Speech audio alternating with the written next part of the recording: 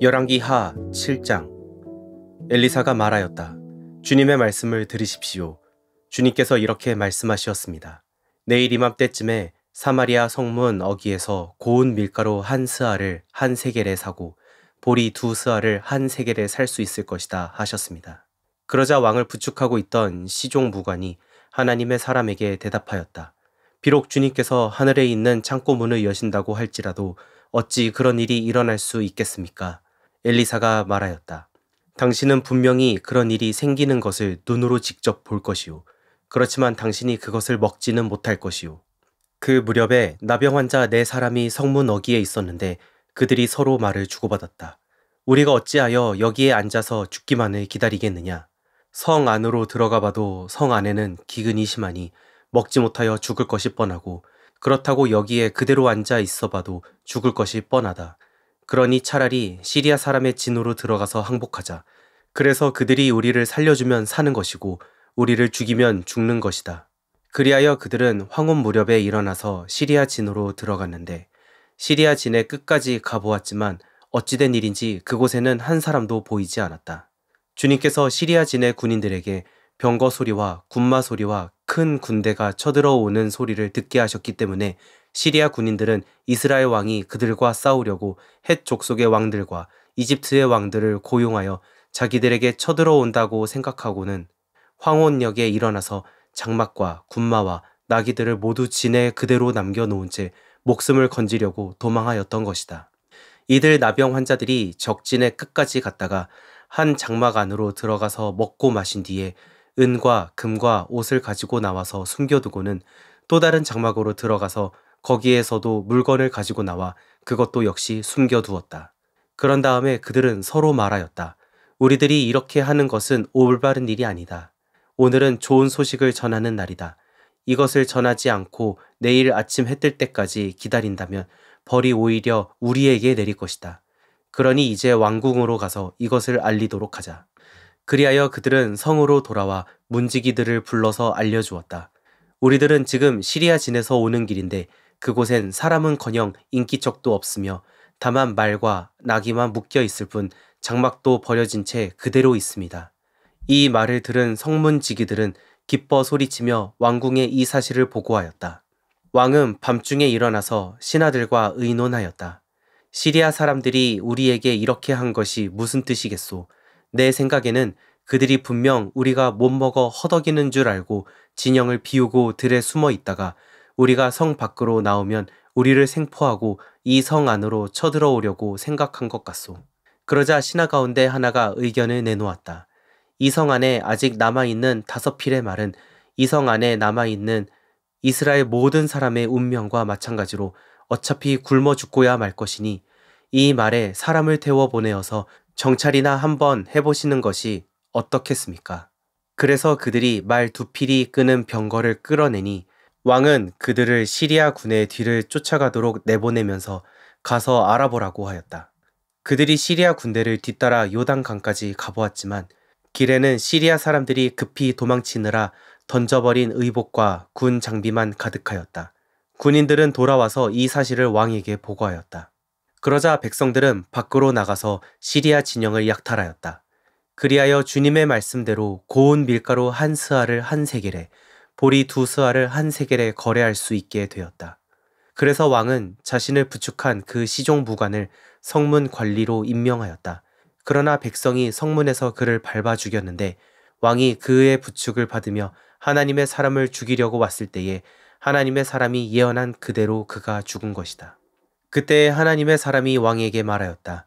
내가 내일 이맘때쯤이면 사마리아 성 어귀에서는 보리 2스아를 한 세겔에 고운 밀가루 한 스아를 한 세겔에 거래할 것이라고 말하였을 때에 그 시종 무관은 하나님의 사람에게 비록 주님께서 하늘에 있는 창고 문을 여신다고 할지라도 어찌 이런 일이 일어날 수 있겠느냐 하고 큰 소리를 쳤습니다. 그래서 내가 말하기를 당신은 분명히 그런 일이 생기는 것을 눈으로 직접 볼 것이요. 그렇지만 당신이 그것을 먹지는 못할 것이요 하고 말하였습니다. 그래서 그에게 이런 일이 일어나게 된 것이며 그가 성문 어귀에서 백성에게 짓밟혀 죽은 것입니다.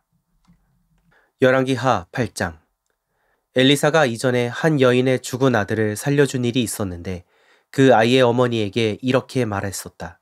부인은 가족을 데리고 이곳을 떠나서 가족이 몸붙여 살만한 곳으로 가서 지내시오.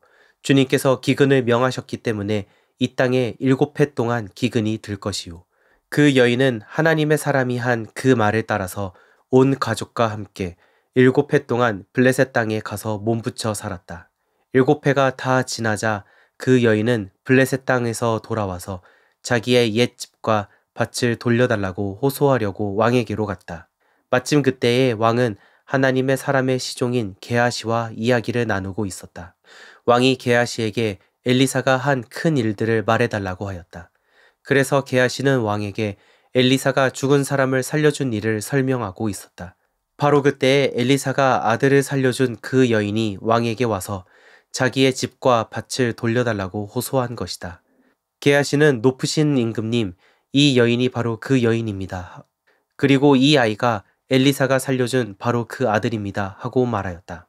왕이 그 여인에게 그것이 사실인지를 묻자 그 여인은 사실대로 왕에게 말하였다. 왕은 신하 한 사람을 불러서 이 여인의 일을 맡기며 명령을 내렸다. 이 여인의 재산을 모두 돌려주고 이 여인이 땅을 떠난 그날부터 지금까지 그 밭에서 난 소출을 모두 돌려주어라. 엘리사가 다마스쿠스에 갔을 때에 시리아 왕 베나닷은 병이 들어 있었는데 어떤 사람이 왕에게 하나님의 사람이 이곳에 와 있다는 소식을 전하였다. 왕이 하사엘에게 말하였다. 예물을 가지고 가서 하나님의 사람을 만나시오. 그리고 그에게 내가 이 병에서 회복될 수 있겠는지를 주님께 물어보도록 부탁을 드려주시오. 하사엘은 다마스쿠스에서 제일 좋은 온갖 예물을 낙타 40마리에 가득 싣고 몸소 예를 갖추어 하나님의 사람을 만나러 갔다. 그리고 그의 앞에 서서 말하였다. 예언자님의 아들 같은 시리아 왕 베나닷이 나를 예언자님에게 보냈습니다. 왕은 자신이 이 병에서 회복되겠는가를 여쭈어 보라고 하였습니다. 엘리사가 그에게 말하였다. 가서 왕에게는 회복될 것이라고 말하시오. 그러나 주님께서는 그가 반드시 죽을 것이라고 내게 계시해 주셨소. 그런 다음에 하나님의 사람은 하사엘이 부끄러워 민망할 정도로 얼굴을 쳐다보다가 마침내 울음을 터뜨렸다. 그러자 하사엘이 예언자님 왜 우십니까? 하고 물었다. 엘리사는 다음과 같이 말하였다.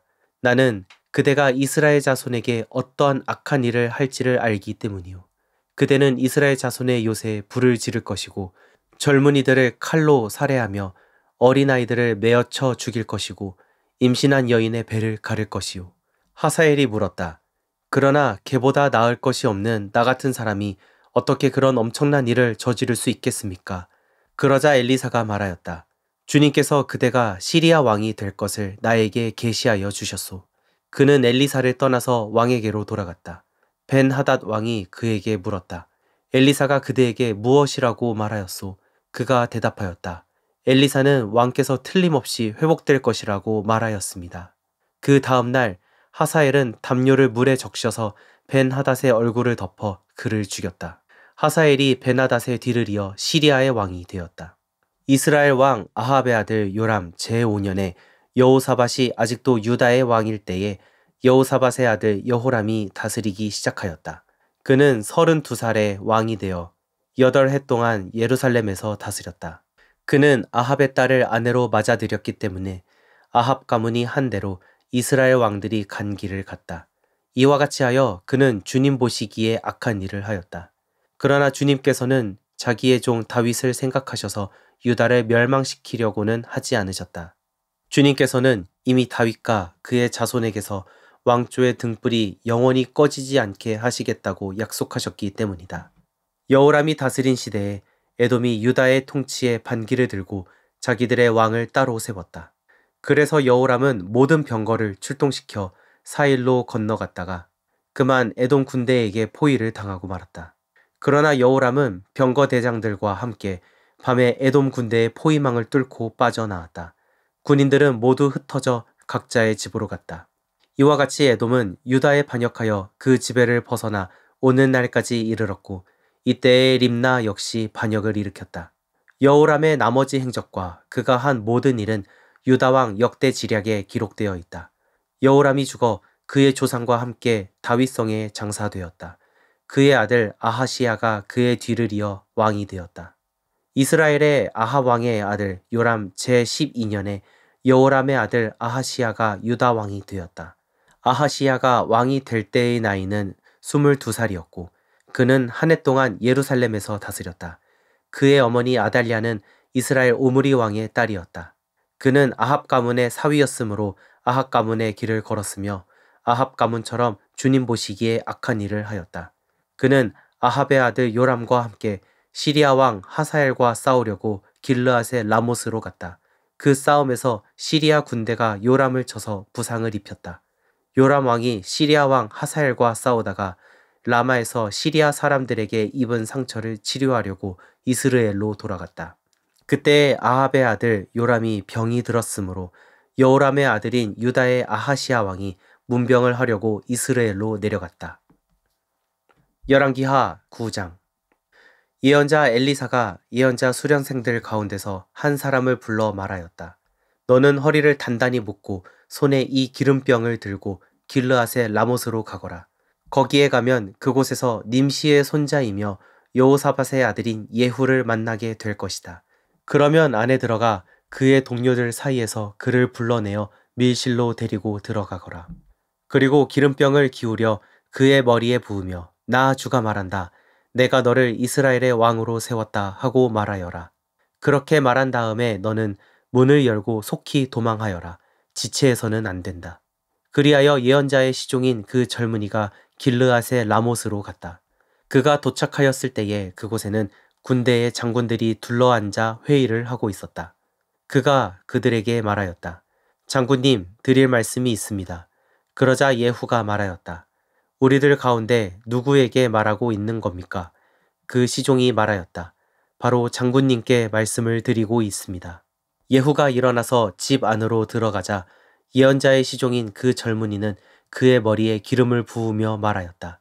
나 주 이스라엘의 하나님이 말한다. 내가 너에게 기름을 부어 주님의 백성 이스라엘의 왕으로 세웠다. 너는 내가 섬기는 상전 아합의 가문을 쳐라. 나는 내 종들인 예언자들의 피와 또 주님의 다른 종들의 모든 피를 이세벨에게 갚으려고 한다. 나는 아합의 가문을 모두 다 멸망시킬 것이다. 그렇다.